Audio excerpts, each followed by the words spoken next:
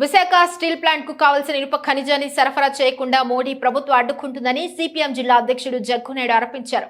సోమవారం విశాఖ సిపిఎం కార్యాలయంలో ఏర్పాటు చేసిన మీడియా సమావేశంలో ఆయన మాట్లాడుతూ, ఓవైపు ఏడాది 2 లక్షల టన్నుల స్టీల్ ను ఉత్పత్తి చేసే స్టీల్ ప్లాంట్ కు అవసరమైన ముడి సరుకు కేటాయించకపోవడం సరికాదన్నారు.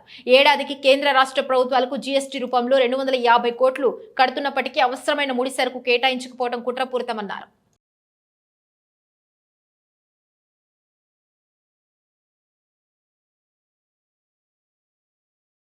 కేంద్రంలో మోడీ ప్రభుత్వం స్టీల్ ప్లాంట్ని అమ్మే కుట్రలను తీవ్రతరం చేస్తూ ఉంది.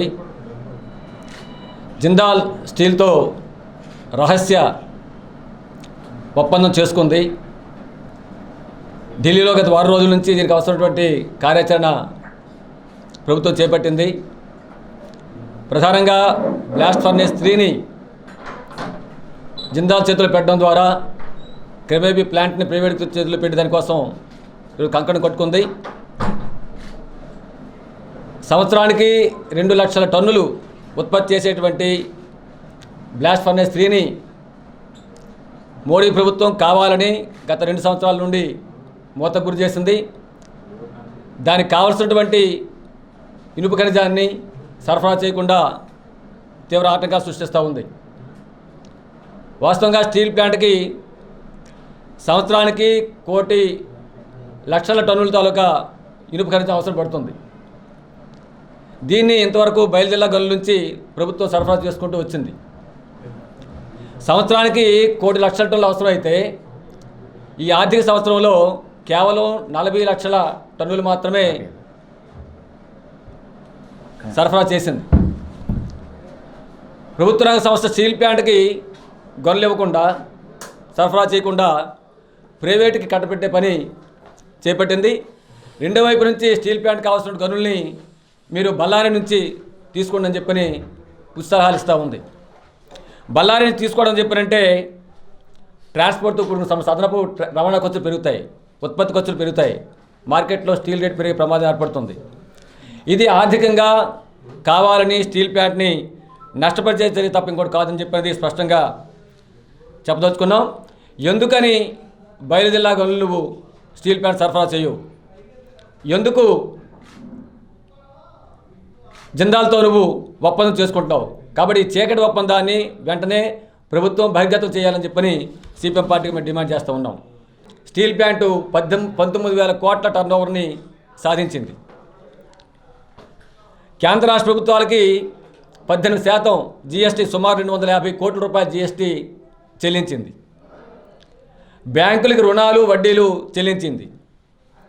ఎన్ఎన్బిసికి 2,000 కోట్ల రూపాయలు అప్పు చెల్లించింది.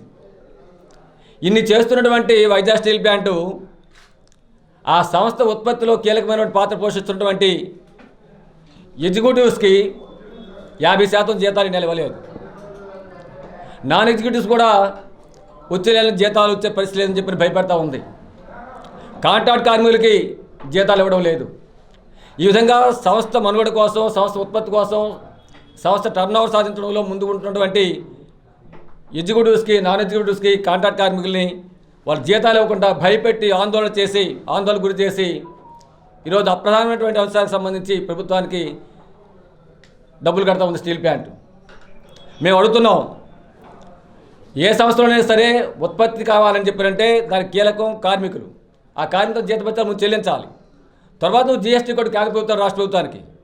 మేము కేంద్ర ప్రభుత్వాన్ని అడుగుతున్నాం. మేము ఒక పక్క మీరు స్టీల్ ప్లాంట్ నష్టాల్లో పెట్టి జీతాలు లేకుండా చేసి వర్కర్స్కి మీ జీఎస్టీ ఎలా తీసుకుంటారు? మీరు నిజంగా మీకు ప్రజల మీద అభివృద్ధి చూసుకుంటే ఎలా ఉంటే జీఎస్టీ నువ్వు పక్కన పెట్టి ముందు ఉద్యోగస్తులకి, కార్మికులకి జీతాలు ఏమో చెప్పాలి కదా కేంద్ర ప్రభుత్వం. కానీ దాని విరుద్ధంగా జీఎస్టీని వాళ్ళు తీసుకుంటూ ఉన్నారు. బీజేపీ ప్రభుత్వం ఎలాగన్నా స్టీల్ ప్లాంట్ని ప్రైవేట్ వ్యక్తులకు కట్టబెట్టాలని చెప్పి ప్రయత్నం చేస్తుంది. అందులో భాగంగానే మొట్టమొదటి పోస్కో ప్రయత్నం చేశారు. ఇప్పుడు జిందాల్తో చీకటి ఒప్పందం కుదుర్చుకుంటున్నారు. ఏ రకంగా దీనికి ముడి సరుకును, ఇనుప ఖనిజాన్ని ఏమీ ఇవ్వకుండా అష్టదిగ్బంధనం చేసి ఆర్థిక వనరులు ఇవ్వకుండా దీన్ని ప్రైవేట్ వాళ్ళకి కట్టబెట్టాలని చూస్తున్నారు.